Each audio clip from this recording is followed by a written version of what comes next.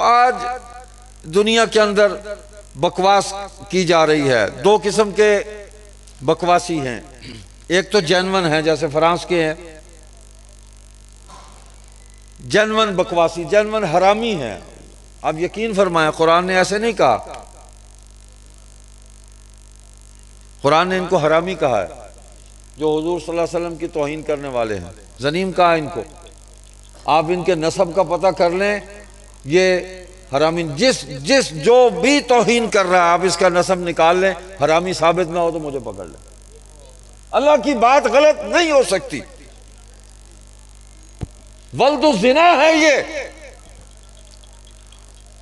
اور ایک بھونکنے والے وہ ہیں جن کو آپ شوقیہ فنکار کہتے ہیں، شوقیہ اداکار. ہم رات کو یہاں، اب تو مجمع ہے نا، تو وہ دوسری مخلوق خاصی بھاگ گئی ہے، دور چلی گئی، تو یہ اجتماع نہ ہو، رات کو سناٹا ہو، تو یہاں کچھ کلاب آ کر بھونکتے ہیں، ساری رات آؤ آؤ کرتے ہیں وہ. اچھا، وہ ایک ٹیم تو ہے جو یہاں بھونکتی ہے رات کو، پورے گاؤں کو خبردار رکھتی ہے، لیکن ساتھ والی بستی جو ورلی طرف ہے وہاں سے بھی کچھ بھونکنے لگ جاتے ہیں. وہ ہوتے ہیں شوقیہ فنکار.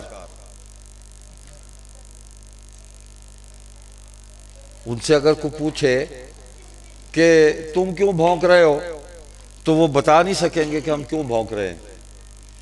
وہ ہمارے سرائکی زبان میں کہتے ہیں کہ ہیک تو او ہوندن جڑے فطرتن بھونک دن، ہیک او ہوندن جڑے بھونک دی بھونک سن کے، بھونکے دی بھونک سن کے بھونکن شروع کر دیں.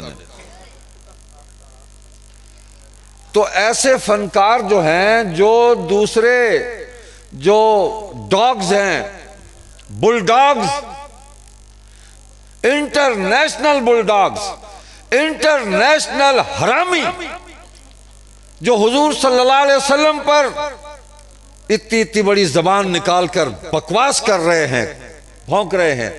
ایک وہ ہیں جو یہاں بیٹھ کے انہیں ڈیفینڈ کر رہے ہیں کہ جناب ٹھیک ہے، وہ ایک ہیومن رائٹ کی بات ہے، انسانی ان کی آزادی ہے، اور آپ کیوں روکتے؟ اچھا، ہم کچھ کہیں تو ہیٹ سپیچ میں آ جاتے ہیں.